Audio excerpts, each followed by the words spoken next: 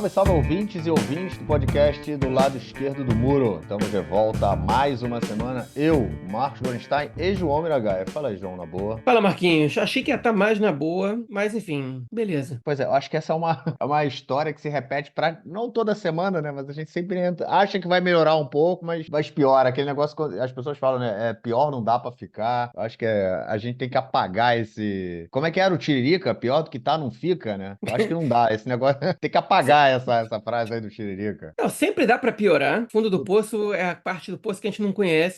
Mas enfim, o problema é que quando a gente cria expectativa, a gente acaba podendo dar com os burros na água, como se diz. Inclusive, vou até fazer um comentário. Eu visitei o nosso amigo aí, Felipe Volokita, na semana passada, e ele falou: acho engraçado no podcast de vocês é que toda semana vocês falam que a Cisjordânia tá prestes a explodir e não explode. Toda Não semana vocês explode. falam isso. E aí É. eu comentei isso com ele, mas eu vou comentar isso com nossos ouvintes, pelo menos os que são mais atentos com isso. Olha, se não explodiu a situação na Cisjordânia, a gente tem que valorizar o que faz a autoridade palestina ali. E não tem outra explicação para isso, porque o Hamas está tentando explodir a Cisjordânia há mó tempão, o Os Ben-Gvir está tentando colonos também, explodir a né? Cisjordânia há mó tempão, os colonos também, e se não é a cooperação de segurança da autoridade palestina com o exército israelense, a situação ali já tinha explodido há muito tempo. Ou a maneira que eles mantêm a situação, que eles empregam um monte de gente usando, obviamente, os recursos públicos deles e fazem que as pessoas entendam que pode ficar pior, né? Não é assim que pior que tá não fica, pode ficar pior, pode ficar igual a Gaza, né? Então, isso não aconteceu ainda porque eles estão conseguindo resistir. Até quando eles vão conseguir, eu não sei. Mas a gente enfim, tem que valorizar. A autoridade palestina tem 1 milhão de problemas. Eu não gostaria de ser governado pelos caras da autoridade palestina, mas, enfim, para a situação na Não é o Cisjordânia, Hamas, né, cara? como israelense, eu digo para vocês, sinceramente, que a autoridade palestina, sob o comando do Abbas, é uma das melhores coisas que aconteceu para Israel em termos de conflito desde 48. Ele ajuda na segurança de Israel. Enfim, e os israelenses não Apesar são de tudo, gratos a né? ele por isso. Pois é. Apesar de tudo, apesar de há 15 anos aí o Bibi tem tentado e conseguiu, né? Esvaziar a autoridade palestina, aquela coisa toda, fortalecer o Hamas. Ele ainda coopera, ele ainda diz que é a favor de dois estados. É. Ele diz que não vai voltar, inclusive, para Tzfat, né? Que é a cidade onde ele nasceu, ou Safed, né? Que fala em português. Ele diz que não pretende voltar, ou seja, ele não quer o fim do Estado de Israel. Apesar disso tudo, né? O Bibi faz o que faz com ele. É. E eles ainda, enfim. A gente fala, Mas porque aí, ele é negacionista do Holocausto, porque ele dá dinheiro para terrorista. Olha, primeiro que ele não dá dinheiro para terrorista, ele dá dinheiro para as famílias dos terroristas, até porque enfim, existe uma pressão para que as famílias recusem o dinheiro de Israel para não, para reconstrução de suas casas ou qualquer coisa do gênero. Israel vai destrói a casa da família para punir, para fazer uma punição coletiva. Então eles realmente sustentam as famílias, né? É óbvio que tem uma valorização dos mártires, como eles se referem, a pessoas que realizaram atentados, aos terroristas no caso, da qual eu não concordo, com a qual eu não concordo, né? Que você tem que valorizar essas pessoas como heróis nacionais. Só que Israel fez o mesmo. Quanta rua aqui em Israel tem nome de pessoas que realizaram ações terroristas antes e depois, inclusive, da criação do Estado, né? Que pertenciam a milícias. Então, se essa é a razão para a qual eu não concordo com o Abbas, tipo, que eu condene ele, tem que condenar o país inteiro aqui também. E em relação ao negacionismo do Holocausto, realmente é um ponto lamentável, que ele volta e se desculpa o tempo inteiro. Ele vai lá, reafirma e relativiza e depois diz que não foi isso que ele quis dizer, óbvio que o Holocausto aconteceu. Enfim, o Abbas não é o espelho de líder que eu tô esperando para mim. Eu gostaria que ele fosse responsável com a história, mas, enfim, ele não é meu líder, né? Então, pelo menos o que ele faz na prática por Israel é muito mais possível que qualquer outro líder palestino fez. Até por isso ele não é nem um pouco popular, né? Porque ele ajuda, vamos dizer que ele ajuda mais o inimigo do que o próprio povo. pois é, sobre esse negócio de negacionismo do Holocausto e relativizar o Holocausto, né? Aqui dentro de Israel também, o que não faltou foi isso na última semana, né? Em que foi relembrado aí no último domingo, né? De domingo para segunda-feira, o dia oficial é na segunda-feira. Foi na segunda-feira, foi relembrado aí o dia em memória às vítimas do Holocausto, né? E, enfim, que foi um show de horrores. Vamos comentar isso mais para frente. Mas, enfim, já começamos o podcast já na introdução ainda. Episódio 248. Não, 247. É isso Não, aí. 248, 248. 248, enfim. Eu me confundi antes de começar a gravação e me confundi também depois do início da gravação. É aquela tradicional quinta-feira, 9 de maio, 9h41 da manhã, a gente gravando. Voltamos àquele período matinal, o que é sensacional. E é isso. Vamos passar então, fechando aí, né? Só para fazer aquela lembrança, no último dia 7, completamos aí 7 meses desta guerra insana e que parece não ter fim. Vamos lá então, vamos lá para o nosso primeiro bloco para tratarmos de questões relacionadas a essa guerra. Bom, gente, como todo mundo deve ter acompanhado, eu acho que esse vai ser o principal elemento aí, né, do nosso podcast essa semana. Foi sobre toda essa questão que gerou em torno do cessar-fogo e a possível troca, né, de reféns e prisioneiros aqui em Israel, e o fim da guerra e a entrada de ajuda humanitária. No início da semana, o governo americano falou que havia apresentado aí construído uma proposta junto com as autoridades egípcias, né, com o governo egípcio, que tomou ocupou o lugar, né, do Catar, né, no último período. A gente comentou isso no último episódio, saiu, né, o governo americano anunciou que havia sido colocada uma proposta na mesa que era praticamente impossível de ser negada, tanto por Israel quanto pelo Hamas, já que ela atendia aos interesses de todo mundo e atendia basicamente a tudo que os dois lados estavam exigindo. Isso saiu na imprensa não só mundial, mas na imprensa aqui em Israel. Obviamente, quando isso sai na televisão, as pessoas começam a falar muito e o burburinho começou de tudo que é canto, né? Todo mundo querendo saber e entender quais eram as propostas, os pontos que haviam sido construídos e apresentados pelas autoridades americanas e egípcias. O Hamas imediatamente falou que aceitava, não imediatamente não, né? Depois de aceitar, depois de ler a proposta, obviamente, anunciou que aceitaria a proposta israelense, fez mudanças minoritárias, né? Que teriam sido minoritárias no caso. Isso foi, inclusive, como o governo americano apresentou as mudanças do Hamas, deixando a Israel num rabo de saia muito grande, né? Já que a gente também, há cerca de 4 meses, tem ouvido falar dessa entrada das forças israelenses em Rafia, a cidade mais ao sul da faixa de Gaza, que hoje tem aí quase cerca de enfim, as estimativas de 1,7 milhões de pessoas que estão ali, a grande parte deles refugiados de outras regiões de Gaza.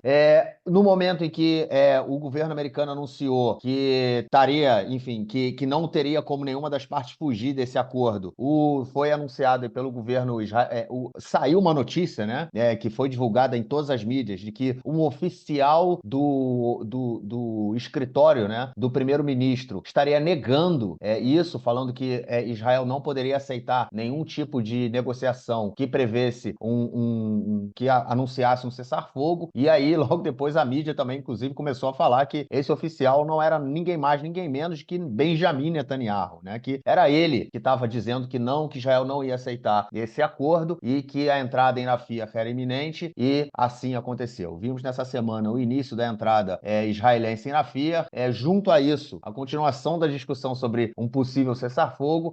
O governo americano continuou colocando muita pressão para que essa entrada não acontecesse. No final, eles meio que relaxaram, dizendo que a entrada, essa invasão era uma invasão pequena, uma invasão pontual, algo que eles não se opunham veementemente, e aí foi isso que aconteceu nesses últimos dias. Até a noite de ontem, quando o governo Biden anunciou publicamente que vai parar o envio de armas, né, o envio de bombas de ataque, bombas de precisão, inclusive, para o governo israelense no próximo período, para evitar que elas sejam usadas aí nessa guerra em Rafah, até porque eles não sabem, né? Não é que não saibam, eles não confiam no governo israelense sobre no que vai ser essa ocupação aí de Rafah, né? Pode ser que hoje seja uma coisa minoritária e no momento que o governo americano começa a enviar armas para Israel, eles transformem isso em mais uma série de massacres. João, a gente começou a semana aí numa expectativa, né? Na verdade, assim, a gente ouve aquilo, fica assim, vai ser, não vai ser, a gente sempre tem, né? É aquele negócio, vai sair, mas nunca sai, e a gente termina a semana com Operação Rafah, com fotos de tanque entrando na cidade, destruindo, né, aquele letreiro ali, I Love Gaza, né? Então eles vão lá e destroem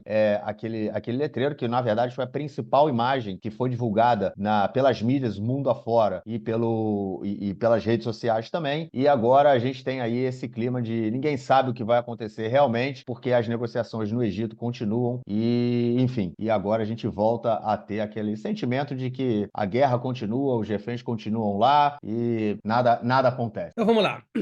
Bom, você trouxe as principais informações e eu vou tentar dar um pouco dos bastidores e explicar o racional por trás dos acontecimentos, pelo menos na minha interpretação, porque não são eventos normais os que aconteceram agora, eles são muito fora da curva e eles foram, obviamente, motivados por objetivos políticos, especialmente do Hamas, mas também do governo israelense quando decide tomar uma atitude ou quando decide não tomar uma atitude. Então vamos por partes. Esse acordo do Egito, ele está na mesa de negociação já tem 2 semanas. Ele é muito parecido com uma proposta com a qual Israel concordou há pouco tempo atrás, pelo menos do ponto de vista retórico, né, verbal. A informação israelense foi a de que, passado os Estados Unidos, foi de que Israel concordaria com uma proposta feita pelos próprios Estados Unidos com termos relativamente semelhantes aos da proposta egípcia, com pequenas diferenças. E aí o Egito, o Hamas inclusive questiona se realmente foi o Egito quem preparou essa proposta, envia um rascunho, e Israel, a resposta do governo israelense foi a seguinte: olha, a gente não vai enviar nenhuma delegação para negociar a proposta egípcia se o Hamas não aceitar os seus termos de antemão, porque a gente não vai mais participar desse jogo de ficar em negociações, as negociações colocam pressão sobre a gente, obviamente que eles já falaram isso, mas a gente não vai ficar, enfim, perder nosso tempo com um grupo que não é sério, então se eles concordarem, a gente envia um grupo de trabalho para negociar os termos, para depois enviar realmente as pessoas que têm autoridade para dizer sim ou não, o que também é questionável, né? Porque o chefe do Mossad não tem autoridade para dizer sim ou não. Quem tem autoridade para dizer sim ou não é o gabinete de segurança e o primeiro-ministro, que às vezes, inclusive, retira a autonomia dos enviados para lá. Então, a gente estava nesse lenga-lenga e com muitas informações sobre as quais a gente falou no podcast passado, na edição 247,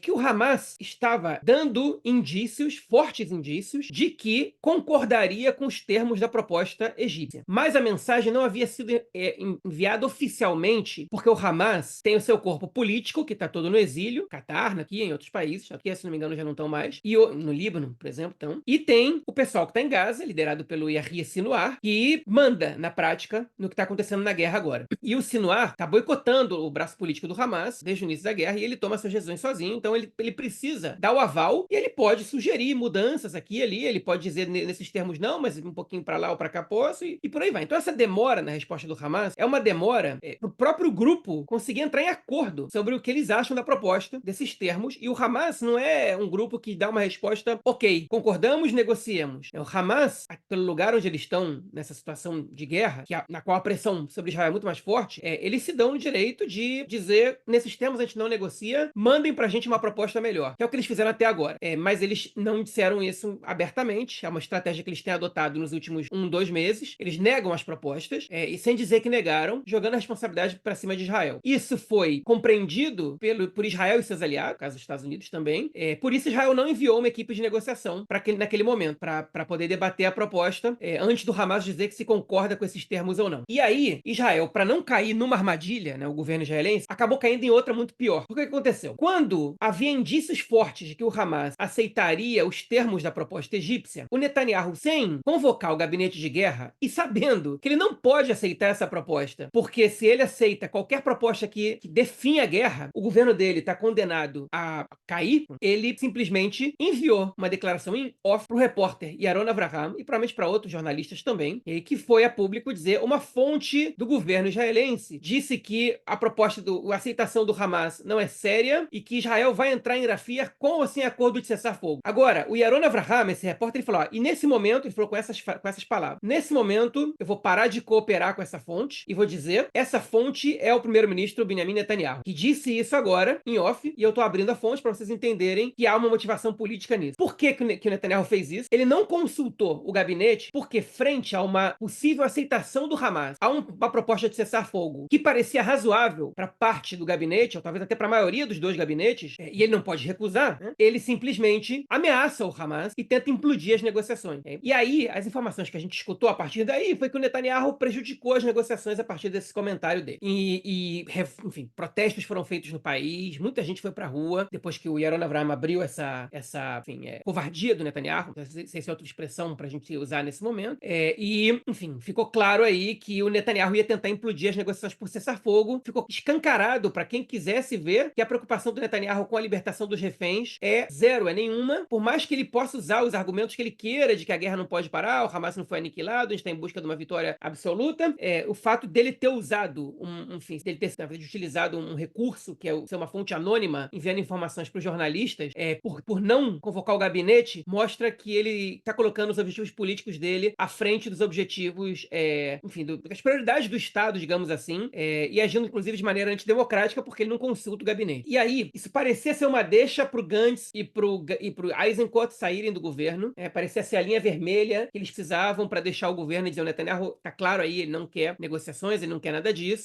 e aí o Hamas anuncia oficialmente que concorda com os termos da proposta. Na minha interpretação, na minha avaliação, eu escrevi sobre isso no Twitter, isso mudava o jogo, porque os protestos seriam muito maiores, a pressão sobre Israel seria muito maior, os Estados Unidos teriam dado garantias ao Hamas de que a guerra terminaria, Israel não precisava declarar o fim da guerra, enfim, os Estados Unidos estavam garantindo isso para o Hamas, e aparentemente, nesse momento, o governo estava numa situação muito complicada, e o Netanyahu principalmente. Se não houvesse, naquele momento, um acordo, a gente não ia ter a libertação dos reféns, e o Gantz e o Eisenkot iam cair, as pressões iam aumentar, e sabe-se lá o que ia acontecer, mas provavelmente a curto ou médio prazo a gente ia ver um acordo. Só que aí, enfim, são informações que estão chegando até hoje. Agora, antes de gravar esse podcast, eu estava escutando o podcast do canal 11, que é a emissora pública, inclusive com o jornalista palestino Suleiman Massajoui, que estava comentando sobre os bastidores disso, né? Porque ele falou, quando a gente recebeu a mensagem do Hamas, a gente começou a consultar fontes de todos os lados, né, para saber se era verdade, porque o Hamas anunciou oficialmente, então é uma posição da qual você não pode voltar atrás, né? E aí eles começaram a consultar, e todas as fontes ligadas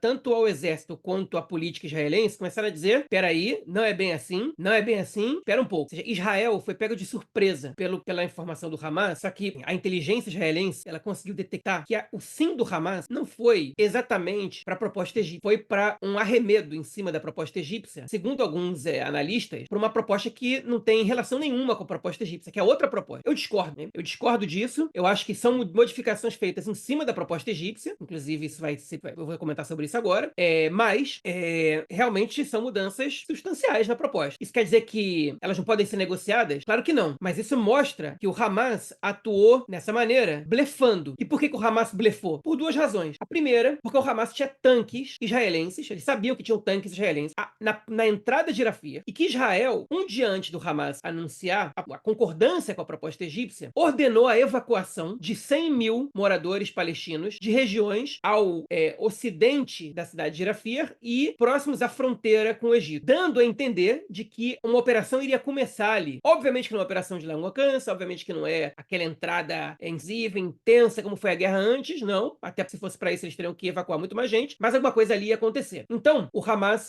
o sim do Hamas foi também para botar uma pressão sobre Israel. Olha só, vocês entrarem em Rafah, vocês podem explodir tudo. Fia ou Rafah, como se diz na mídia em português. E a segunda razão é para botar a pressão inteira mundial e dentro da sociedade israelense em cima do Netanyahu. Porque quando eles concordam, essas propostas elas não são divulgadas. Elas são a imprensa vai lá e consegue descobrir alguma coisa, mas certeza absoluta do teor completo da proposta a gente não sabe, né? Então, quando o Hamas diz que deu um sim a uma proposta que, segundo o governo norte-americano, era muito semelhante à proposta que Israel já tinha concordado, toda a pressão vai para cima de Israel. E essa foi uma maneira do Hamas lidar com a opinião pública israelense, com a comunidade internacional e jogar toda a pressão em cima de Israel. Eles usaram a tática do Netanyahu, que é dizer, eu quero uma coisa e fazer outra. Netanyahu é mestre em usar essa estratégia e agora ele foi vítima do próprio golpe, né? Enfim, então, a pressão foi toda para cima de Israel. Tanto que tinha gente já anunciando cessar-fogo, que obviamente não era algo que a gente pudesse dizer abertamente. E aí, eu fico com uma pulga atrás da orelha, porque Israel anunciou a entrada em Rafah e de fato realizou na madrugada, do sábado para domingo. Israel entrou em Rafah, sábado para domingo ou domingo para segunda, agora não me lembro bem a data com exatidão, mas Israel fez uma entrada em Rafah, conquistou parte de uns bairros da cidade e especialmente a parte palestina da passagem de Rafah, que é a passagem por onde entram os caminhões de ajuda humanitária do Egito para a faixa de Gaza. Eu já vou chegar lá também, porque Israel optou por isso, e ao mesmo tempo enviou uma delegação para negociar. Então, para mim, havia duas opções. Ou Israel estava enviando essa delegação só para dizer no final que a recusa foi do Hamas, que Israel já não ia concordar com proposta nenhuma, ou Israel o governo no caso, queria dar uma resposta ao eleitorado e ao mesmo tempo enviar uma comissão para negociar o cessar-fogo para ver se conseguia equilibrar as duas situações, uma vez que a pressão norte-americana para um cessar-fogo aparentemente está sendo muito maior do que o comum. E o que me deixou com a pulga atrás da orelha é que o Netanyahu, ele publicou nas redes sociais dele e na imprensa toda que saiu, uma mensagem dizendo que foi uma unanimidade no gabinete de guerra que essa operação em Rafah tinha que acontecer. Ora, se o Gantz e o Eisenkot estão pressionando tanto o governo por um cessar-fogo, por que eles vão apoiar uma medida que é nociva, aparentemente, ao cessar-fogo? Se eles estão por aqui com o Netanyahu, principalmente o Eisenkot, no Gantz eu não confio muito nos pesos políticos que ele dá, porque ele toma muitas decisões equivocadas. Mas o Eisenkot é um sujeito muito mais sério do que o Gantz. Ele já pressionou e já deu ultimato pro governo. E o Eisenkot, a gente tem que dizer isso aqui, a gente às vezes esquece, mas ele pagou um preço muito alto nessa guerra, maior do que qualquer um. Ele perdeu o filho lutando, ele perdeu um sobrinho também lutando na mesma semana, os dois morreram. Ele tá no governo, ainda que ele discorde com o caminho que o governo tá seguindo, e ele não tá satisfeito, já externou isso diversas vezes. Ele mesmo apresentou uma proposta pro dia seguinte, que obviamente o gabinete não levou em consideração e não votou, não debateu sequer, e ele está interessado numa solução séria para isso, ele não está só pensando em ganhos políticos. E ele hoje é uma personalidade mais popular que o Gantz, inclusive. Pesquisas já apontaram que ele teria mais votos do que o Gantz, caso ele fosse o líder do partido. Então, ele representa uma ameaça ali para o Gantz e para o Netanyahu. Ele pode realmente ser uma figura de destaque ali. Eu acho que, para ele concordar com uma posição dessa, alguma coisa ali a gente não sabe. E aí a gente descobriu o que a gente não sabia. O Hamas concordou com uma proposta que eles mesmos escreveram, né, basicamente. Ou com mudanças que eles mesmos fizeram. Eu vou dar alguns exemplos para vocês aqui. O que foi debatido nisso? Na primeira etapa, okay, a discussão era o seguinte: ia ter um cessar-fogo em 3 etapas, cada um de 42 dias. Na primeira etapa seriam trocadas mulheres por reféns, mulheres por presos, perdão, mulheres e crianças ou menores e adultos com mais de 50 anos e que tivessem situação de saúde delicada, okay? Nesse cessar-fogo de 42 dias. Essa era a proposta, né? Então seria liberado uma pessoa, perdão, 3 reféns a cada 3 dias, e Israel liberaria 20 prisioneiros por cada mulher ou criança civis e 30 prisioneiros por cada homem civil e 50 por cada soldada. Basicamente era essa a proposta com a qual Israel já havia concordado antes, e o Hamas liberaria 33 reféns vivos nessas características. Na proposta que o Hamas colocou, havia esse cessar-fogo de 42 dias, nas quais eles liberariam 33 reféns, mas vivos ou mortos, ou seja, nem todos vivos, nessas condições, mulheres civis e soldadas, menores de idade e adultos acima de 50 anos com problemas de saúde, e liberaria 3 por semana. Agora, se faz as contas, 42 dias são 6 semanas. Ou seja, a gente está falando de 18 reféns que seriam liberados. Hein? O Hamas queria a entrada de 600 caminhões de ajuda humanitária, sendo 300 para o norte da faixa de Gaza e 300 para o sul, e dentre eles 50 de combustível. Israel havia concordado com liberar 500, 250 e os mesmos 50 de combustível. O Hamas queria a retirada gradual das forças israelenses em direção à fronteira nesses primeiros 40 dias, mas também desocupando a via central Salah ad-Din, com a qual Israel não concordou. O Hamas queria a permissão para todos os desabrigados voltarem às suas residências. Israel concordou com um retorno gradual dessas pessoas. Israel exigia que o Hamas apresentasse a lista de todos os reféns das outras categorias que seriam liberados nos outros estágios. O Hamas não concordou com passar essa lista. O Israel queria vetar 200 nomes dos presos a serem liberados e o Hamas não concordou com essa libertação. E o Hamas ainda exigiu melhorias nas condições dos presos do 7 de outubro, o início da reconstrução da faixa de Gaza já no primeiro estágio, nos primeiros 42 dias, permissão para 50 membros, pelo menos, do braço armado do Hamas para cruzarem a fronteira com o Egito e receberem atendimento médico, e garantias de um cessar-fogo permanente. Enfim, coisas com as quais Israel não havia concordado anteriormente. E, além disso, vocês podem pensar, então por que Israel não aceita isso e depois, enfim, vai lá e implode o cessar-fogo? Porque Israel precisava dar garantias de um cessar-fogo permanente para o Hamas, junto com corroborada pelos Estados Unidos, pelo Catar e pelo Egito, e possivelmente por alguns países, pela União Europeia também. E Israel não está disposto a encerrar a guerra agora. E aí, essa é a grande questão que diferencia o Netanyahu do Hamas. O Netanyahu aceita um cessar-fogo praticamente em qualquer condição, nas quais ele não tenha que encerrar a guerra. O Hamas não aceita nenhum cessar-fogo, nas quais eles não têm garantias que a guerra não vai terminar. Então, qualquer questão sobre a troca dos reféns, isso e aquilo, isso serve para argumento retórico para o governo israelense dizer por que eles recusaram. Por exemplo, há coisas que não citaram também, como o Hamas queria que todos os presos que foram liberados na troca pelo soldado Gilad Shalit em 2011 e que voltaram a ser presos por Israel fossem libertados na primeira etapa, coisa que não estava pré-acordado ali.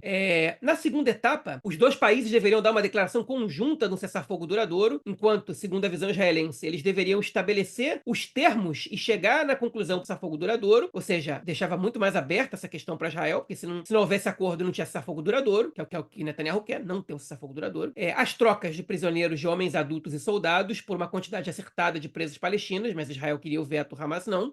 E o Hamas queria a retirada completa das forças de defesa de Israel da faixa de Gaza, e Israel aceitava uma retirada das forças, mas sem ser completa até aquele momento. E aí na terceira etapa se trocariam os corpos dos reféns e prisioneiros, um plano de reconstrução da faixa de Gaza, que o Hamas queria que fosse de 3 a 5 anos, Israel se propunha em 5 anos, e o Hamas queria a remoção total do bloqueio israelense à faixa de Gaza, algo com o qual Israel não concorda. Israel queria que o Hamas se comprometesse a não restaurar, na verdade, infraestruturas, instalações militares, não importar qualquer equipamento, matéria-prima ou componentes utilizados para fins militares, coisas com as quais o Hamas não concorda. Ou seja, Israel não quer um cessar-fogo permanente, a menos que o Hamas se comprometa a abandonar a luta armada, e o Hamas não quer um cessar-fogo que não tenha o fim da guerra total, com a qual Israel se retire totalmente da faixa de Gaza e remova o bloqueio, que é algo com que o governo Netanyahu jamais vai concordar, e eu custa crer qualquer governo concordar assim, em Israel atualmente, qualquer governo que poderia ser eleito na conjuntura atual,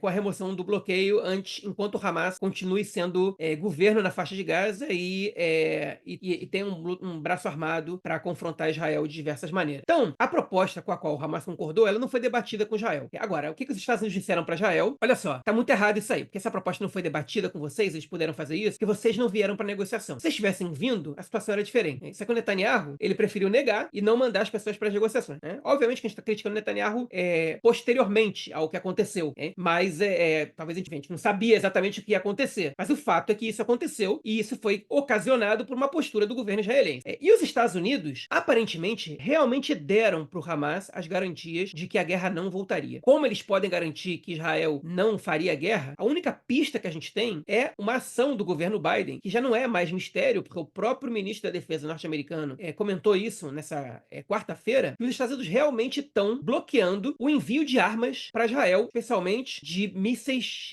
guiados, né, de mísseis, não os mísseis burros, os mísseis que têm destino controlado por GPS ou por outras tecnologias. Né? Então, basicamente, os Estados Unidos estão pressionando Israel dessa maneira. Só que os Estados Unidos dizem que estão pressionando Israel por causa da ação em Rafah. Porque a ação que Israel realizou em Rafah não foi pré-acordada com os Estados Unidos. Então, a questão foi a seguinte, olha só, basta, não se atrevam a outra ação em Rafah sem pré-acordar isso com a gente e receber o nosso ok. E enquanto a gente não tiver essa confirmação de vocês, não vai chegar arma nenhuma para Israel. Pode ser que essa suspensão da venda de armas, ela também seja uma pressão para que Israel negocie o cessar-fogo. E, de fato, as negociações sobre o cessar-fogo estão acontecendo, mas sem nenhum avanço. Porque nesses moldes e com esses governos, negociação nenhuma vai acontecer, justamente pelo que eu expliquei agora. E aí, enfim, Israel, de fato, atacou Rafah. Agora, Israel não atacou Rafah, isso é uma coisa que tem que estar muito claro. Toda ação que é aprovada pelo gabinete de guerra, e assim, eu já estou quase encerrando minha fala, toda ação que é autorizada pelo gabinete de guerra, ela é apresentada pelo exército. O exército não apresenta ações que não tenham ganhos militares. A gente já falou e cansou de falar aqui que militarmente você não vence essa guerra só. Você precisa de um objetivo político. Senão você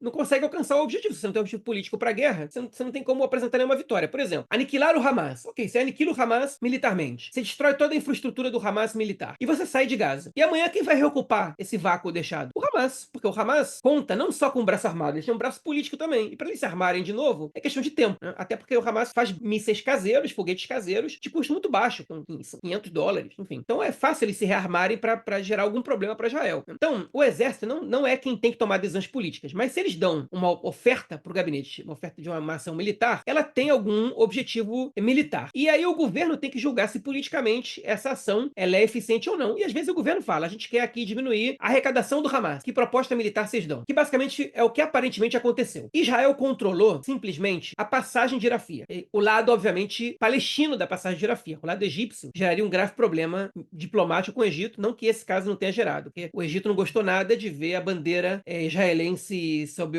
a passagem de Rafah quando o exército conquistou a região e fez questão de subir a bandeira israelense ali. Israel conquistou essa passagem porque quem controla o que vai acontecer com os mantimentos que são levados a Rafah é o Hamas. Os caminhões entram ali, o Hamas cobra impostos dos caminhões de ajuda humanitária, rouba parte da carga, distribui, revende parte para o mercado negro, assim que eles também se autofinanciam, e se capitalizam e se consolidam como governo e continuam mantendo sua legitimidade como grupo, como poder ali, porque eles têm recursos para isso. Se quem não tem recursos, não pode ser, não tem o que administrar. Se não tem o que administrar, você perde totalmente sua legitimidade. Então, a tentativa israelense qual foi? Afetar drasticamente os recursos do Hamas. O exército israelense não pretende continuar controlando a passagem de Rafah. Vai ser entregue, segundo fontes disseram ao jornal Haaretz, a uma empresa norte-americana fundada por ex-soldados que atuaram em áreas de conflito e que são especialistas em controlar passagens como a de Rafah. E eles vão fazer, eles aparentemente vão cuidar dessa distribuição, dessa passagem, e vão ser protegidos pelo exército israelense e pelo exército norte-americano. Também vai enviar forças para proteger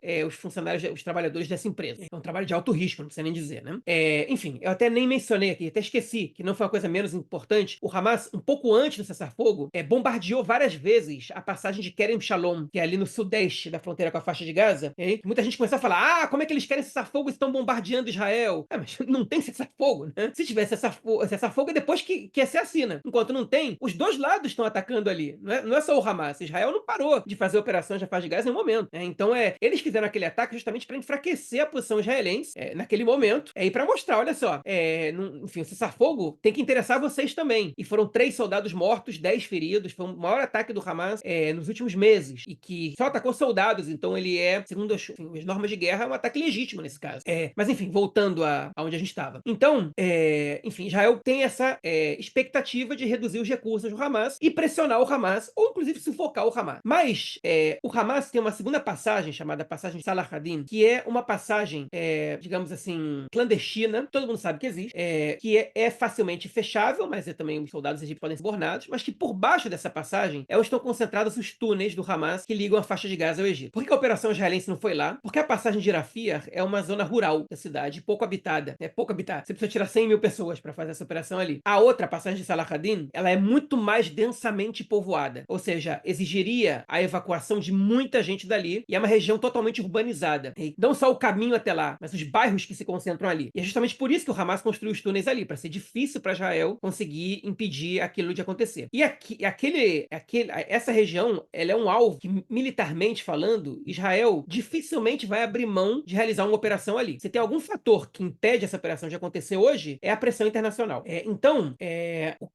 segundo a visão israelense, o Hamas só vai descer do pedestal da posição que eles estão de poder exigir o que eles quiserem do cessar-fogo quando essa parte de Rafah for controlada e as fontes do Hamas secarem, tanto para preparar armamento quanto para chegar qualquer coisa em Gaza ou qualquer coisa sair de Gaza. E nisso é o que o governo israelense está apostando para poder sentar na mesa de negociação e poder fazer um acordo com o Hamas que não resulte no fim da guerra. E isso esbarra na pressão norte-americana, porque Israel não tem plano para essa ação. É uma ação na qual certamente morrerá muita gente, e é nesse estágio que a gente se encontra agora, né? Então o Hamas tentou botar pressão em Israel para que nada mais acontecesse, e Israel fez uma coisa, fez com que acontecesse alguma coisa, botar pressão no Hamas. E os árbitros, né, os elementos mediadores ao redor do mundo, não fazem nada, né? Estão observando tudo acontecer, e não impõem limite. E aí, enfim, para terminar totalmente a minha fala, o último comentário que eu vou fazer foi uma informação que o próprio Suleiman Massaoud comentou agora no podcast do canal 11, né, do Kan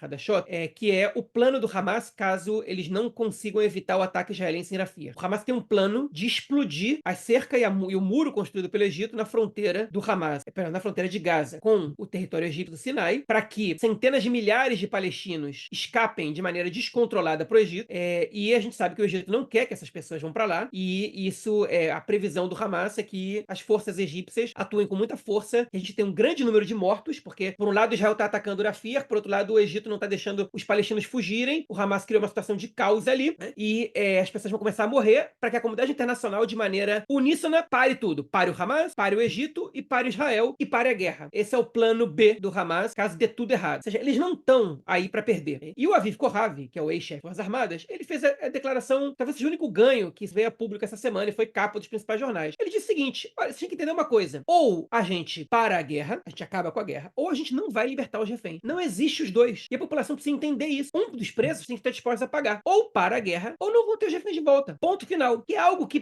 parece ser muito óbvio, mas aqui em Israel talvez não seja. E é fundamental que as pessoas comecem a internalizar essa informação, porque não é, enfim, não é besteira. Foi mal, Marquinhos, falei demais, perdão, ouvintes. Prometo que a partir de agora eu vou falar menos. Não acredito nisso não, João. Você falou agora. Não acredito. Mas tudo bem, tu passa as informações como elas devem ser passadas. Isso é o que é importante pra gente. Mas eu só queria fazer um comentário que cara, eu acho que é o seguinte, o que a gente vê é mais do mesmo, né? Dos últimos 7 meses. É o governo que precisa do Hamas, o governo israelense precisa do Hamas, e o Hamas precisa do governo israelense. São dois atores que eles falam a mesma língua. A língua da violência, a língua de que você não vai debater, de que você não vai discutir na diplomacia. E o que o Aviv Kohavi falou agora, essa semana, é exatamente o que aconteceu. A única vez, a gente teve 3 reféns que foram liberados, que foram, como é que chama isso? Soltos, né? Por missões, né, do exército. Um foi logo no início, uma soldada que foi ainda libertada no norte da faixa de Gaza, e depois 2 que foram libertados na região do sul de Gaza, até em Rafah, se eu não me engano, o Khan Yunis, não, foi Khan Yunis, né? E que eles... Foi Rafah? Acho que foi Rafah.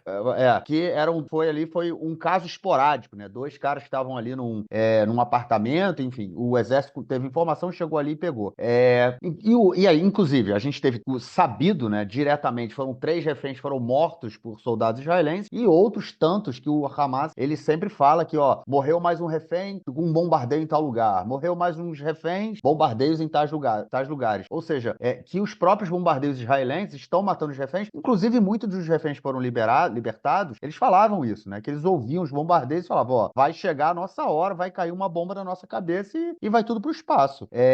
Então, assim, o que a gente tem, e no único momento em que os mais de 100 reféns, né, que foram libertados, eles foram soltos quando Israel e o Hamas negociaram. Então, primeiro essa falácia de que Israel não negocia com terrorista, né? Que o mundo ocidental, o Ocidente, os Estados Unidos, a Europa não negocia com terrorista. Negocia, sim, senhor, sempre negociou, sempre vai negociar, porque é a única forma de você chegar a um acordo. Você vai ter que ceder, os caras têm força, a manutenção dos reféns faz com que eles tenham força e tenham ali a carta na manga, e vai ter que negociar. Se você quiser libertar os reféns, você vai ter que negociar. Agora, a libertação dos reféns não é a prioridade do governo de Israel. Não é. Eu acho que isso aí está mais do que claro para todo mundo, e eu acho que isso está claro para a população também, João. E é isso que é um ponto que eu acho que é interessante ser comentado, porque assim, tudo que você falou, né? O Hamas, ele obviamente vai fazer os truques dele lá para evitar um acordo que não seja do interesse dele. O Estado de Israel, o governo de Israel vai fazer a mesma coisa para evitar um acordo que não seja do interesse dele, e a gente vai ficar vendo esse jogo de empurra o tempo todo, né? O tempo todo. Agora, a população israelense, eu também não sei até que ponto as pessoas estão tão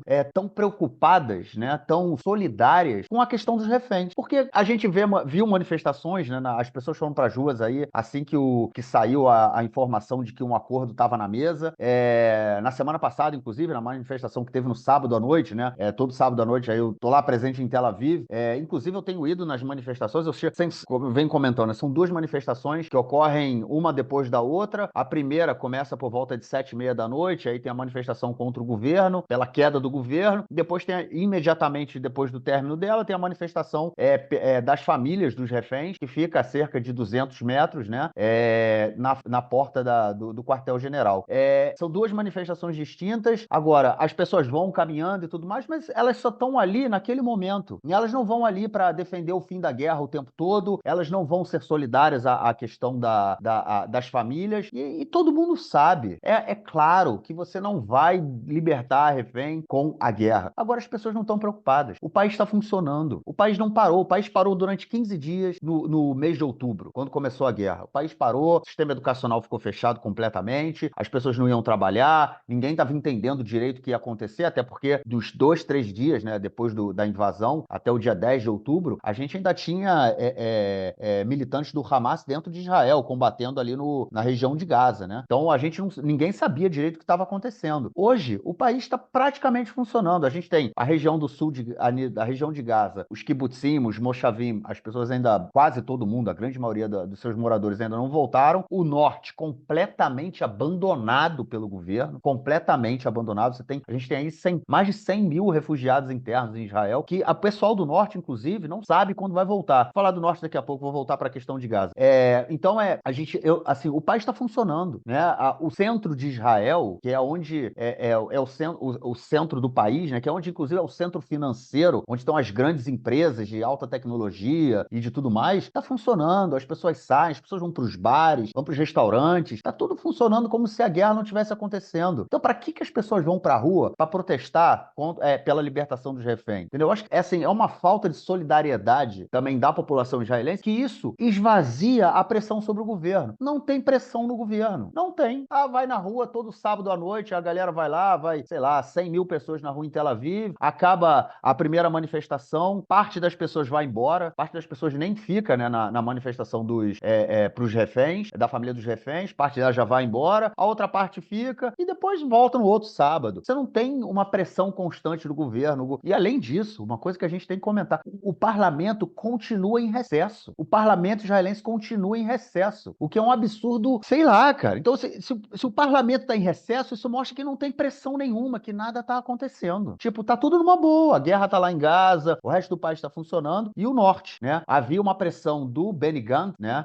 Para que a guerra acabasse até o início de setembro, porque no dia 1º de setembro o sistema educacional volta, né? A gente está em maio, o sistema educacional entra de férias no dia 30 de junho, e aí fica julho, julho, agosto de férias, né, o verão, e volta no dia 1º de setembro. Todo ano tem essas datas fixas, né?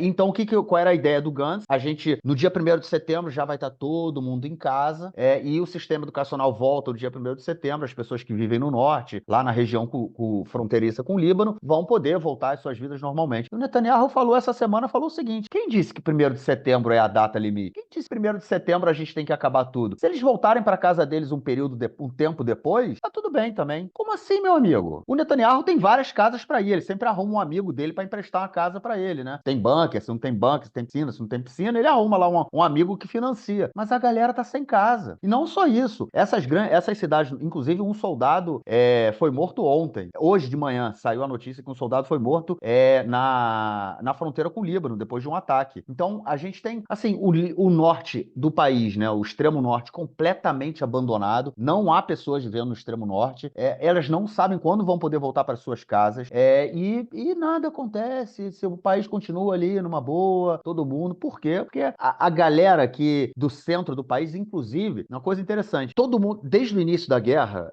se falou que o Hamas, né, o centro de comando do Hamas, estava ali na região de Rafia. Por quê? Porque é justamente a região fronteiriça com o Egito. Os caras possivelmente tem túnel também que passa, e os caras, se quiserem, podem fugir de repente, né? Podem pegar os reféns e mandar todo mundo pro Egito, se eles quiserem. Ou explodir a cerca e vai todo mundo. Inclusive, se eles explodem a cerca com esse plano B, a própria direção do Hamas de ir pro Egito também. E arrumar um jeito de se infiltrar por lá e, de repente, aparece no Catar, na Turquia, ou dando tchau de algum lugar do mundo. Ninguém sabe o que vai acontecer. Então, assim, desde o início da guerra, houve a indicação do exército, né? Falou assim, vamos começar pelo sul da faixa de Gaza, por Rafia. O Netanyahu falou, não, vamos começar pelo norte. Porque no norte a gente para com começando pelo norte, a gente impede que o Hamas lance mísseis na região central do país, que ele sabe que é o mais importante. Porque se a gente começasse pelo sul e ainda tivesse mais 1 mês, 2 meses de mísseis caindo no norte, no centro do país o tempo todo, você ia paralisar a economia, você ia ter pressão popular, você ia ter uma série de coisas que ele conseguiu neutralizar imediatamente no início da guerra. Quando você tem o primeiro mês de guerra, segundo mês de guerra, quando o exército chega até ali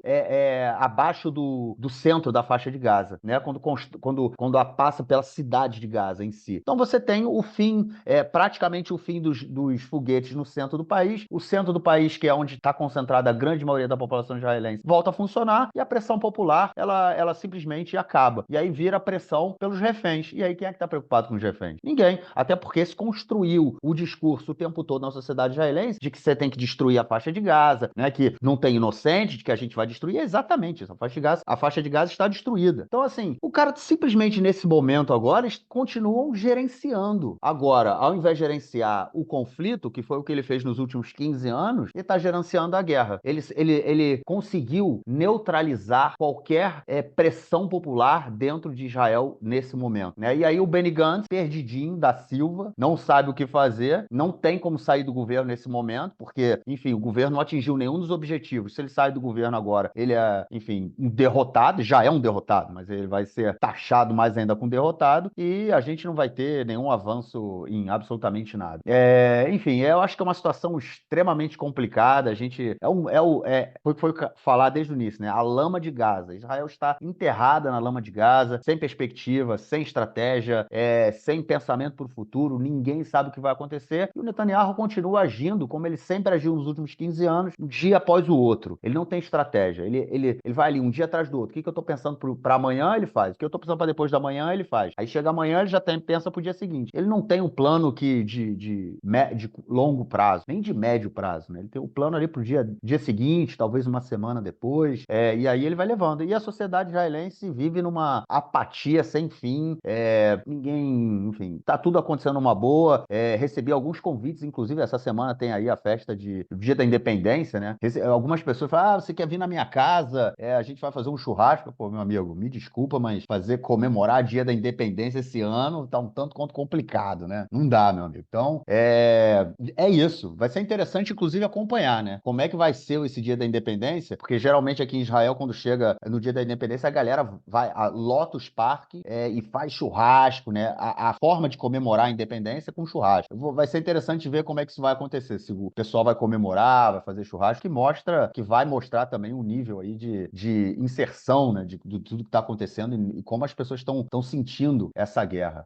é muito triste ver tudo isso que está acontecendo, não por conta do descaso do governo com a população, porque eu acho que isso já está claro, mas é muito triste ver como a própria população ela simplesmente está alheia, né, a tudo isso que está acontecendo. É muito triste, realmente. Mas é isso, né? É isso que a gente tem para hoje, infelizmente, né, com essa história toda. Agora, só para terminar a minha fala agora, com esse anúncio do Biden, né, que falou que não vai mais mandar armas para Israel. Ele falou que, inclusive, são armas de ataque, né? Falou que não vai, esse anúncio aí, ele não tem a ver com armas de defesa, no caso, com mísseis do Domo de Ferro, né? Os mísseis que protegem Israel do que vem de Gaza ou do Líbano, ou seja lá do que for. Seriam armas de ataque, no caso, né? Bombas de ataque. O Ben-Gvir acabou de fazer um tweet, que ele colocou Biden, coraçãozinho, Hamas. Olha só o malandro, né, cara? É isso. Essa é a galera que tá aí no governo de Israel, é essa galera que quer a continuidade da guerra,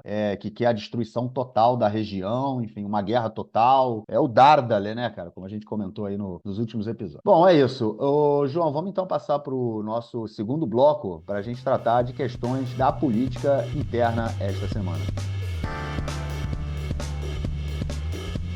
Bom, gente, segundo bloco dando aquela moral aí para os nossos queridos e queridas ouvintes que podem e estão colaborando com o nosso projeto no nosso podcast, já fazem aí o nosso apoio nas nossas plataformas de apoio coletivo. Quem ainda não faz e pode, os links estão na descrição do episódio e, enfim, agradecendo, né, sempre como toda semana, todo mundo que faz e pode colaborar com a gente. É isso. Vamos então ao nome das nossas queridas e queridos ouvintes. Alexandre Himmelstein, André Mermelstein, Ângela Goldstein, Arthur Benchimol, Bernardo Mascarenhas, Carlos Besso, Carlos Grum, Clarice, Daniel Schor, Daniel Spector, Daniele Salgado de Oliveira, Dani Abensur, David Koifman, Débora Blanc, Débora Rosenfeld, Eduardo Fengold, Liane Pichol, Fabiana Vanderlan, Fábio Gleiser, Felipe Archimovich, Giovanna Orso, Glenda Rubenstein, Guto Pereira Nunes, Helena Latermacher, Ilana Stein, José Orenstein, Lilian Starobinas, Leonardo Stuhl, Luiz Lederman, Marco Sarauer,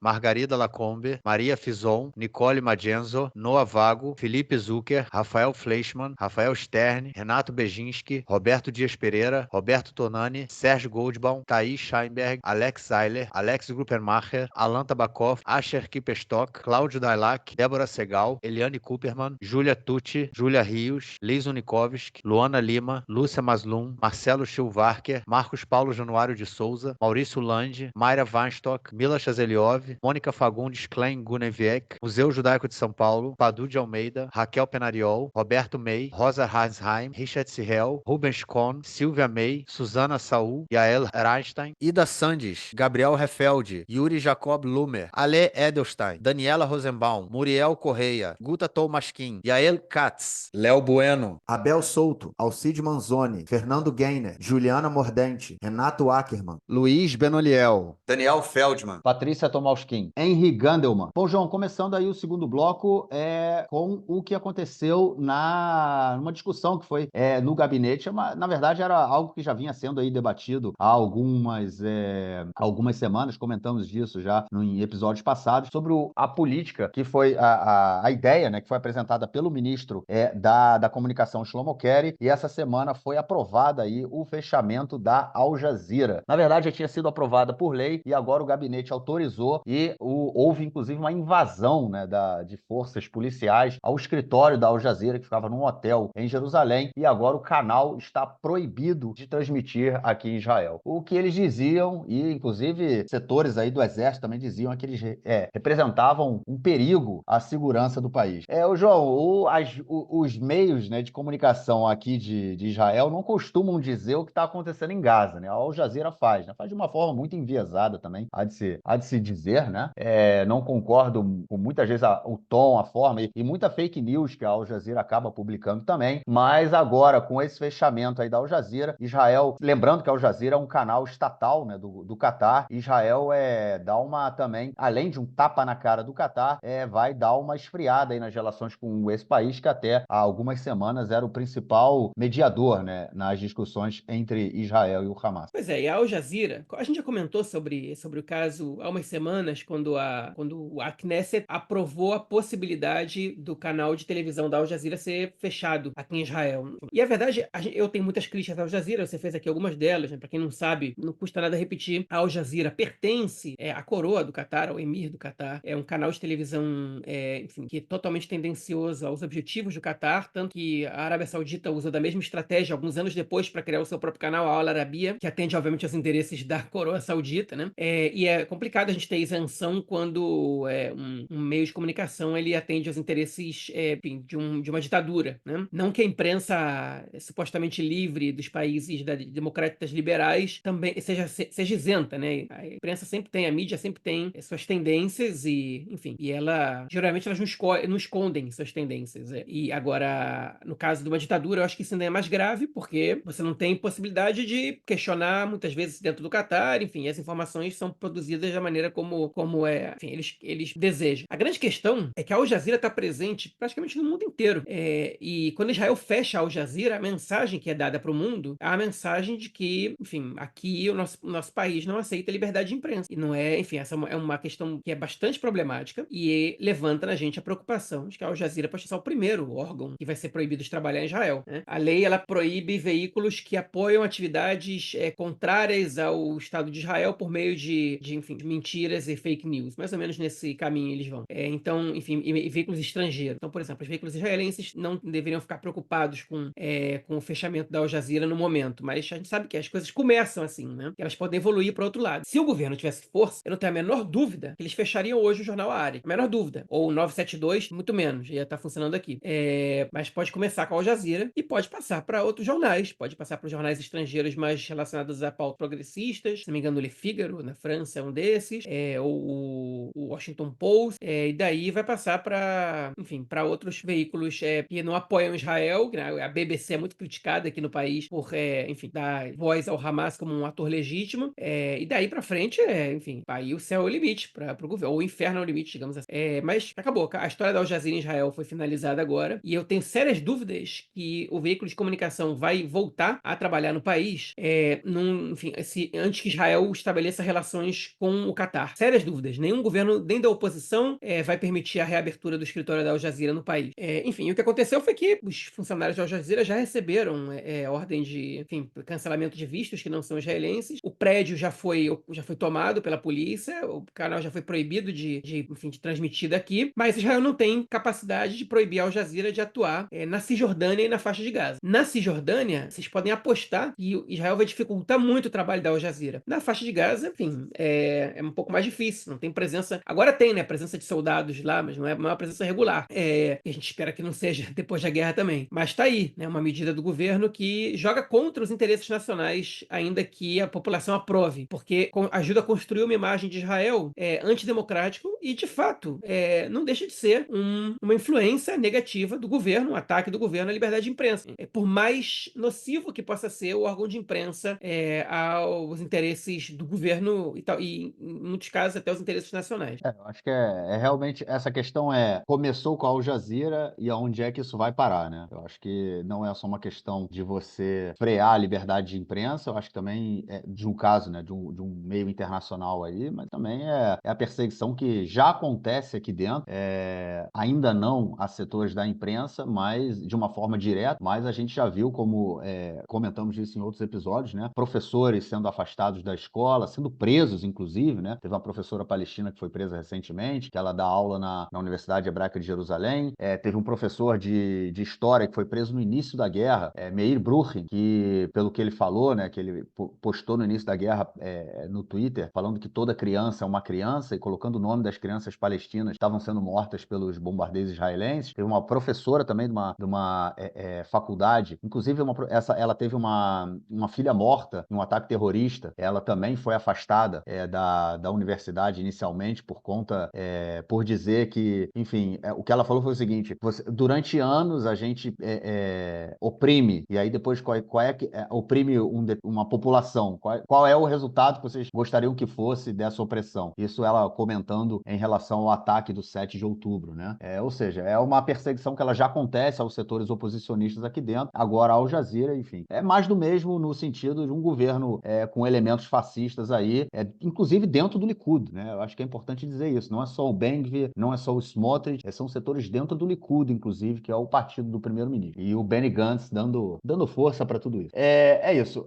Vamos então para a nossa próxima notícia, aí vamos ficar então um pouco ainda, né, na região aí do Ben-Gvir, porque essa semana a polícia destruiu um vilarejo beduíno na região do deserto do Negev, chamado Wadi Khalil, destruiu 48 casas e deixando aí 300 pessoas, obviamente, incluindo mulheres e crianças e idosos, sem casa. É uma região que é um tanto quanto complicada, né, porque há vários vilarejos beduínos, vilarejos esses que nunca receberam, nunca foram legalizados pelo Estado, lembrando que a população beduína, até 1948, né, não só até 1948, até o início do imperialismo britânico e francês aqui na região, né, no final da Primeira Guerra Mundial, as populações beduínas, elas circulavam, né, por tudo que é canto, né, a população beduína, ela não conhecia fronteiras. Na verdade, o Oriente Médio não conhecia fronteiras nacionais, né, não conhecia estados-nação até o final da Primeira Guerra Mundial. Então, a gente tinha a população beduína que transitava por tudo que é canto.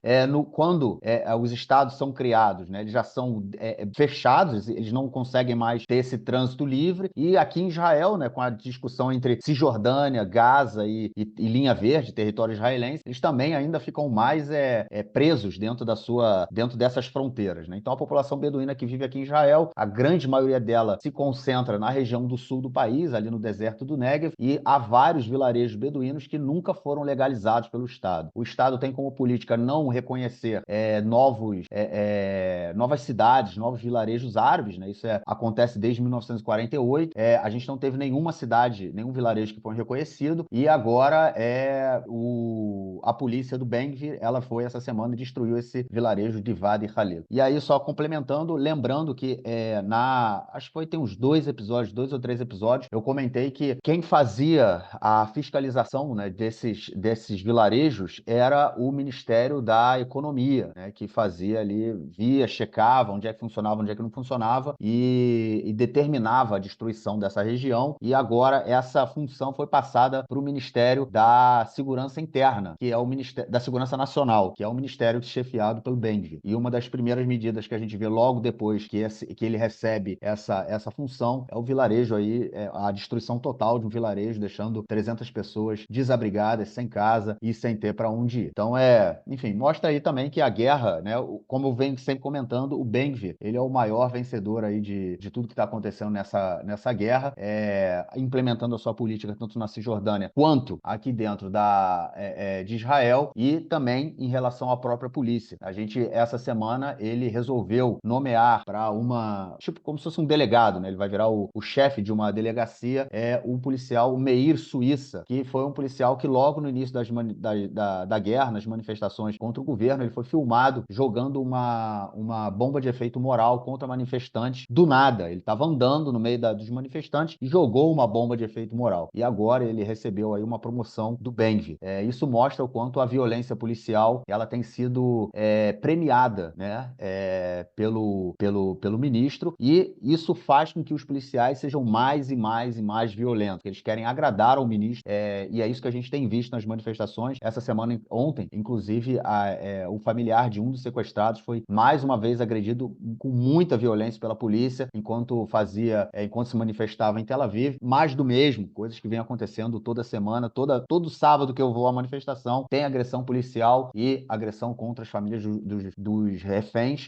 Uma coisa que é interessante comentar, que no início da guerra, não só no início da guerra, até mais ou menos uns 1 mês e meio, 2 meses atrás, quando alguém das famílias era agredida, inclusive teve uma menina que, uma das meninas, ela é ex-refém, né? Ela foi libertada. Ela, numa manifestação em Tel Aviv, ela foi atingida diretamente por um jato, né, daquele caminhão que joga água da polícia, e aí houve uma comoção, né? Todo mundo falou na televisão, olha aqui, não pode fazer, a menina era refém, família, parará, tudo bem, não pode fazer isso, e hoje em dia isso já não acontece mais, né? Ligando aí a toda essa apatia que eu comentei anteriormente da sociedade israelense, das famílias, né? Essa falta de solidariedade com o pessoal aí das famílias que têm seus entes queridos aí na faixa de Gaza, sequestrados pelo Hamas, e agora policiais sendo premiados pela violência, né? Eu acho que é isso que a gente tem aí mostrando como o Ben-Gvir, né, tem tratado a polícia, tem tratado o próprio Estado como um todo, própria, enfim, instituição, como a gente vê, não vai sair nada de positivo, né, no final dessa guerra. Se é que essa guerra vai acabar em algum momento. João, vamos então falar do Yom HaShoah, dia em memória às vítimas do Holocausto. Essa semana, no último domingo à noite, começou aí foi lembrado, né, o Yom HaShoah, onde a gente lembra os 6 milhões de judeus que morreram vítimas, né, das atrocidades nazistas durante a Segunda Guerra Mundial. E a gente teve discursos no Museu do Holocausto, tanto no domingo à noite, onde há uma cerimônia na chamada Praça de Varsóvia, que é uma praça dentro do museu que tem dois monumentos, né, duas obras de arte, né? Uma que inclusive tem também cópias, né? Tem cópias dela na Polônia. A gente teve tem vários discursos. Teve o discurso do Benjamin Netanyahu e do Vladimir Herzog, o presidente do país. E no dia seguinte, a gente também tem uma. Não, Isaac Herzog. Eu falei Vladimir Herzog. Errei o Herzog. É verdade. É Isaac Herzog. É o Vlado, né? Confundi. Mas enfim, faz parte. E que foi morto pela ditadura, né, brasileira. E a gente teve no dia seguinte, na segunda-feira, eu estava, inclusive, no domingo de manhã, eu estive no Yad Vashem, não fui no domingo à noite, eu não estava lá, e na segunda-feira, né, no dia do Holocausto em si, eu também estava lá, e, enfim, segurança total, um caos no museu, e teve aí mais uma vez discursos, né, do primeiro-ministro e do presidente numa outra cerimônia, numa cerimônia oficial que se dá no outro monumento, né, que é a chamada, vamos dizer, a Tenda da Lembrança, né, Oelisko, que é, enfim, um monumento bem interessante dentro lá também do campus do Museu do Holocausto. E aí, João, tem gente comparando o 7 de outubro ao Holocausto, cara? Tem alguns para diferenciar e outros para buscar semelhanças, né? Por exemplo, você citou dois aí, as duas autoridades, o chefe de governo e o chefe de Estado, o Netanyahu e o Herzog. Os dois disseram, né, fizeram comentário. O Herzog disse o 7 de outubro não foi uma coisa muito grave, mas não foi Shoah, não foi Holocausto. E o Netanyahu, ele disse coisa que pode parecer semelhante, mas não é. Ele disse o seguinte: 7 de outubro não foi Holocausto, porque eles não tinham meios de fazer isso. Ou seja, o Hamas é semelhante aos nazistas com menos força. Essa foi a mensagem que o Netanyahu enviou, né? Basicamente foi, enfim, por que ele faz isso, né? Para poder, obviamente, transformar a guerra numa coisa moral e que, enfim, praticamente pode tudo, porque o inimigo, pelo menos pro povo judeu, é o que de mais satânico, de mais condenável existiu na história da humanidade. Na visão judaica, certamente é assim, e não judaica para muita gente também. Enfim, e também para que ele possa ser respaldado por ter evitado, por ele controlar Israel e Israel existir, nós termos evitado um segundo local, né? Quando, de fato a gente sabe que existem inúmeras diferenças entre o Hamas e os nazistas, existem inúmeras diferenças entre o 7 de outubro e o que faziam os nazistas, e o que não diminui a gravidade do 7 de outubro, pelo contrário, foi um ataque brutal, terrorista, que assassinou civis inocentes, que sequestrou pessoas inocentes, que não teve nenhuma compaixão por qualquer pessoa, qualquer criança, idosos, enfim, alerta de gatilho, né? Podem pular uns 20 segundos aí, assassinaram a sangue frio crianças nas frente dos pais, estupraram, cometeram crimes sexuais, enfim, quem nega é negacionista porque as provas estão aí. Enfim, então tem muita gravidade no que aconteceu entre o 7 de outubro enfim, mas não é o local. Mas o Netanyahu vai lá e ele faz esse tipo de comentário. E aí, quando ele faz esse tipo de comentário, ele está se apropriando do dia do Holocausto para se promover, para promover o seu momento como líder e para promover a guerra. Horas. No meio do Holocausto, você não pode trocar o primeiro-ministro, né? No meio de uma tentativa de Holocausto, você não pode trocar o primeiro-ministro. No meio de uma tentativa de Holocausto, você precisa apoiar quem está combatendo o Holocausto. Tanto que, por exemplo, a União Soviética e os Estados Unidos uniram forças para derrotar os nazistas, né? Então, tudo isso, nesse momento, é um apelo do Netanyahu para que ele seja olhado interna e externamente como o combatente dos nazistas contemporâneos. E quem apoiar o Hamas, ou quem apoiar qualquer cessar-fogo que permita o Hamas continuar existindo, seria o mesmo que apoiar um cessar-fogo que permita os nazistas continuarem existindo no final da Segunda Guerra Mundial, ou seja, um pacto com Hitler para que a guerra acabasse e ele continuasse no poder. Basicamente, essas são as semelhanças que o Netanyahu tenta provocar com a sua declaração. Que é politizar o ato, politizar no sentido mais baixo do termo, eleitoralmente falando, para adquirir cacife político como líder de Israel contra os nazistas modernos no momento e no futuro. Então o Herzog ele fez essa comparação. A verdade é que eu não li o resto do discurso do Herzog, não tive muito saco para ficar acompanhando isso, mas do Netanyahu eu cheguei a dar uma olhada e realmente foi o de sempre, lamentavelmente. Como a gente viveu aqui o dia do Holocausto? Normal, como a gente vive todos os anos, exceto na escola do meu filho. Não sei se aconteceu a mesma coisa com os filhos do Marquinhos. Já tem filho na no ensino básico, Marquinhos? Só tá todo mundo no Ghana ainda, na creche. Não, tem uma filha na primeira série. Pois é, meu filho também. E a professora mandou uma mensagem pra gente 2 dias antes, dizendo que esse ano, o Dia do Holocausto, não seria trabalhado em sala de aula em causa do momento que a gente vive. Tudo que eles iam fazer era preparar os alunos, que vão todos de branco para a escola, e que enfim, ao pátio central, todos juntos, escutar a sirene que toca no país inteiro às 10 horas da manhã, enfim, para que as pessoas dediquem 1 minuto e meio, 2 minutos do seu tempo para se recordar das vítimas do Holocausto. E pensar um pouco no Holocausto, né? Respeitar a memória desse genocídio.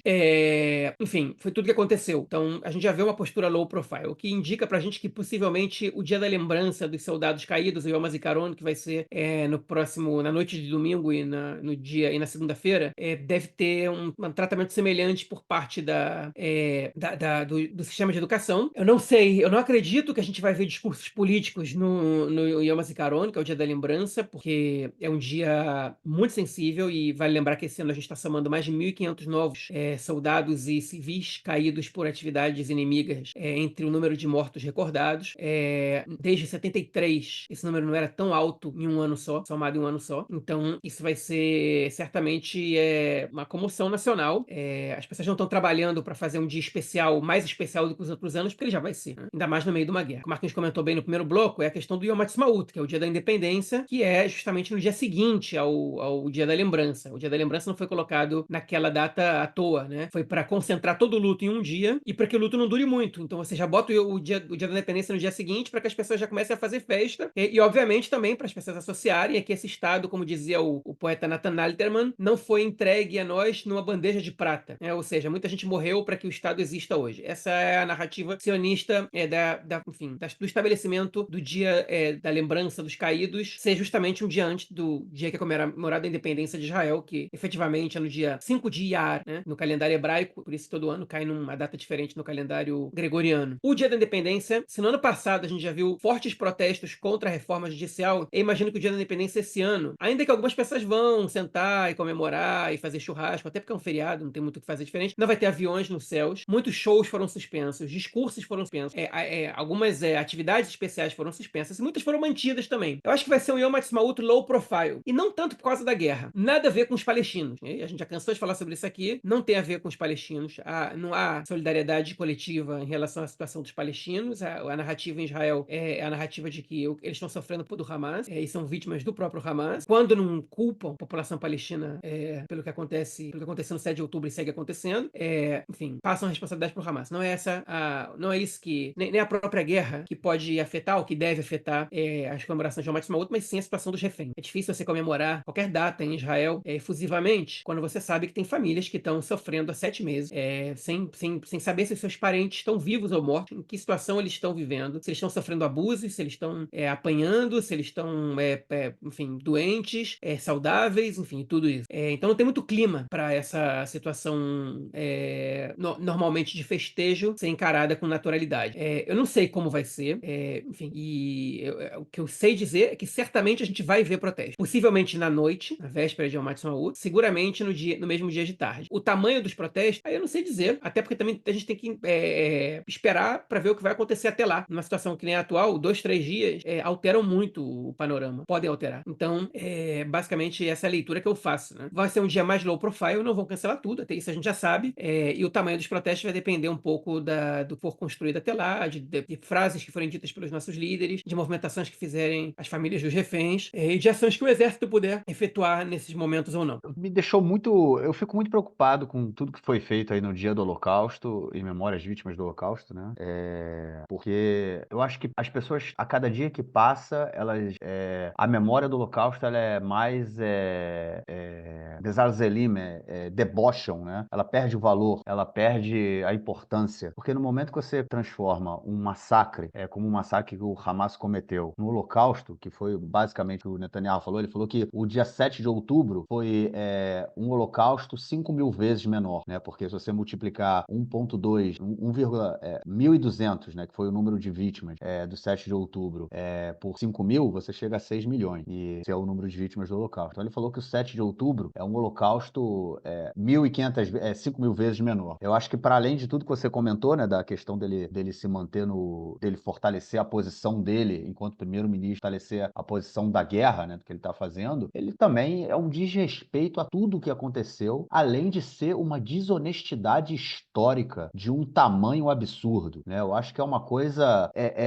primeiro, chamar o Hamas de nazista também é uma desonestidade histórica. Você, enfim, você pode querer dizer que eles são anti-judeus, antissemitas, pode até dizer esse tipo de coisa, mas comparar com o nazismo está muito longe. Então, você querer fazer essa associação de que dizer que o que aconteceu ali é um holocausto 5.000 vezes menor, é de uma canalice, é de doer, sacou? E eu acho que, para além disso, eu acho que uma questão que as pessoas têm que entender o seguinte: o holocausto aconteceu na Europa, o holocausto aconteceu no local onde os judeus não podiam se autodeterminar, onde os judeus não se autodeterminavam, na Polônia, na União Soviética, na Europa Ocidental, não se determinavam. Você tinha comunidades, você tinha populações judias naquelas regiões que foram levadas pelo nazismo e foram exterminados, né? Foram praticamente exterminados. Sobrou a estimativa é que tenham ficado, era uma população de 7 milhões e 1 milhão tenham sobrevivido. Então, o que a gente tem hoje, o ataque do 7 de outubro, ele aconteceu em Israel, no estado onde os judeus se autodeterminam. Então, isso não pode ser comparado ao Holocausto. Isso é uma falha do governo israelense, uma falha do exército israelense. Naquele momento, os 6 milhões que foram mortos não tinham um estado para protegê-los, não tinha um exército para protegê-los. Então, quando o Netanyahu tenta fazer uma associação como essa, para além de querer se manter no poder e para além de querer perpetuar a guerra, porque se ele transforma o Hamas em nazista, ele tem que acabar com o Hamas. E aí a gente sabe que isso não vai acontecer, então a guerra é uma guerra sem fim. O que o Netanyahu quer é esvaziar a culpa dele. E ele é o culpado, ele é o responsável. Eu acho que isso tem que ficar claro. Eu acho que isso é uma coisa que a gente não tem como deixar passar. Então, assim,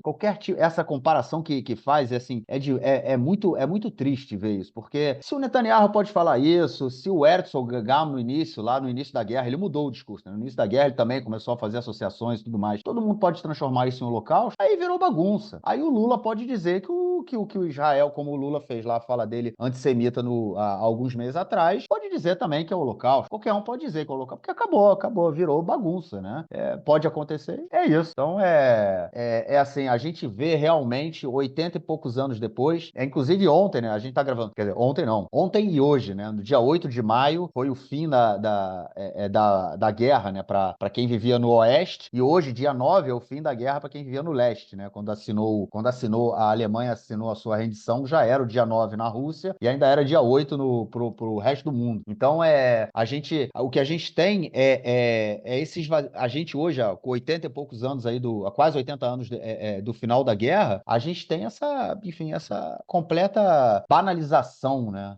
Do que aconteceu com o povo judeu na Europa naquele momento. E lembrando também que ontem, no dia 8 de maio, foi o dia da queda do gueto de Varsóvia, né? Foi o dia em que o bunker central da resistência judaica, né, no gueto, que estava fazendo ali a revolta no gueto de Varsóvia, caiu e uma das lideranças, né, o Mordechai Nilevich, foi morto.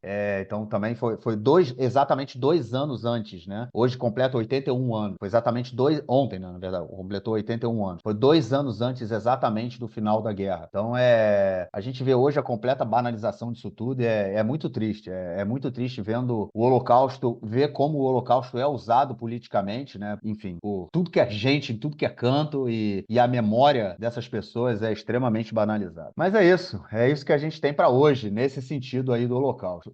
João, e o Eurovisão, hein, cara? Aquele campeonato de música europeu que Israel participa, está acontecendo. E hoje, a candidata israelense, Eden Golan, ela vai subir no palco na competição que acontece na Suécia e vai cantar a música Hurricane. E aí, cara, vai ter vaia? Já teve vaia no ensaio, né? Já teve vaia no ensaio, ela já está sendo bastante criticada. Enfim, isso dá um pouco a ideia pra gente da aceitação, o nível de aceitação de Israel atualmente nos círculos artísticos no exterior, especialmente na Europa. Israel já venceu 4 ou 5 vezes a Eurovision, o campeonato de música, já ficou bem posicionado em outras várias vezes, e dessa vez Israel cogitou não participar, e o Shin Bet, né, Serviço de Segurança Geral, foi até, se não me engano, a Dinamarca, que é onde vai ser realizado o festival, para averiguar as condições de segurança dos artistas israelenses. Eles estão com medo de atentados, né, no local. Então isso também está sendo seguido de polêmica aqui, mas a representante israelense disse que as vaias que ela sofreu e os ataques só fazem ela sentir mais orgulho de representar Israel. Então ela fez coro também ao discurso nacionalista. Não sei se ela poderia dizer outra coisa, porque se ela se mostra abalada, enfim, ela dá força para quem tá vaiando, por um lado, e por outro lado, ela gera uma situação incômoda, né? Então, enfim, ela precisa demonstrar uma personalidade aí, depois do evento a gente vai efetivamente saber como ela se sentiu, porque ela vai poder extravasar. Mas, enfim, gerou muita discussão se Israel deveria enviar um representante ou não frente aos protestos que a gente já sabia que iam acontecer. E o país resolveu, sim, participar. E agora a gente vai ver o que vai acontecer. Isso, sobe o palco essa noite, ela sobe no palco essa noite pra semifinal, né? E a galera... Inclusive, eu tava ouvindo no rádio agora, que teve um sueco de origem palestina que foi fazer a abertura, né, há 2 dias atrás, e ele obviamente, as atividades políticas são proibidas, mas ele subiu no pulso, né, tinha como se fosse a kfia, né, aquele pano palestino, né, que é pano árabe, né, com as listas, ele usou no pulso enfim, foi uma demonstração política, foi muito criticado aqui em Israel, obviamente, por ter feito isso, e aí perguntaram, né, para pessoas da equipe israelense se eles pretendiam falar alguma coisa, eles falaram, não, a gente está na semifinal, a gente não vai fazer absolutamente nada, porque manifestações políticas podem representar a desclassificação da Eden Golan. Ela falou, é momento da gente ser inteligente, de não ser correto, ou seja, caso a Eden Golan chegue à final, é possível, né, não sei, enfim, é possível que a gente tenha algum tipo de manifestação israelense, né, na competição, já que ela já não tem como ser desclassificada da semifinal, ela já está ali na última fase da competição. Bom, João, de acordo com a nossa pauta, ficamos por aqui, mas temos uma novidade. Quando vocês, ouvintes, já tiverem acesso a esse episódio, nosso site já estará no ar, é isso aí, nosso querido e sonhado site já estará no ar com muitas novidades, muitos textos que trouxemos aí do site que a gente escrevia, né, do Conexão Israel, e textos novos que estamos publicando, informações sobre partidos políticos, vídeos, enfim, muita coisa lá para vocês acompanharem. É só clicar no site, vou colocar na descrição do episódio também, do lado esquerdo do muro.com, vocês têm acesso a toda a informação que estamos publicando a partir de hoje no nosso site, que foi ao ar também, está indo ao ar, né, por conta da colaboração de vocês, ouvintes e ouvintes queridos, que também contribuíram na campanha de financiamento coletivo que fizemos aí há um mês, terminamos há pouco mais de um mês atrás. João, algo mais a declarar, cara? Não, nada mais, só acessem nosso site, foi feito para que a gente possa divulgar conteúdo de outras maneiras também, não só através de podcast e das redes sociais, de verdade, tudo que é mais complexo que a gente transforma em artigo, em vídeo, ou cursos também, já tem um lançado lá, curso no caso é à venda, algumas aulas efetivamente a gente vai colocar lá para quem quiser ver, mas enfim, gratuitamente, obviamente, mas cursos vão ser vendidos, porque a gente também precisa pagar as contas de casa, mas, enfim, eu queria dizer para vocês que é um prazer a gente poder estar divulgando o nosso material, o nosso conteúdo. Queria agradecer muito as pessoas que ajudaram a gente nisso, não só financeiramente, mas eu quero dizer aqui 3 nomes que são muito importantes. Quem ajudou a gente em toda a parte de publicidade, marketing, estratégia, para poder atrair, enfim, para poder arrecadar recursos e divulgar nossa marca, são a Camila Blinder e a Márcia Susserman, e a Amanda Desmontes, que fez todo o design do nosso site e criou o nosso novo logo. Enfim, são pessoas que estão aí com a gente e que a gente tem que agradecer, ajudaram, vestiram a camisa e, de verdade, muito, muito obrigado a vocês. Enfim, e o resultado tá aí, esperamos que vocês gostem. E o site, ele não vai parar com o conteúdo que tá lá, ele vai ser sempre renovado, vai sempre entrar mais coisa. A gente tem vários projetos aí em mente e, conforme o tempo vai passando, a gente vai trazendo. Se nosso tempo fosse maior, a gente poderia trazer eles mais rápido, mas enfim, não dá pra gente fazer tudo, então a gente vai fazendo aos pouquinhos e, de verdade, de coração, com exceção dos cursos, todo o resto é gratuito, obviamente, e a gente espera que vocês curtam. É isso, ficamos por aqui então e voltamos na semana que vem com o nosso próximo episódio. Forte abraço, João. Abraço, até mais. Tchau, tchau.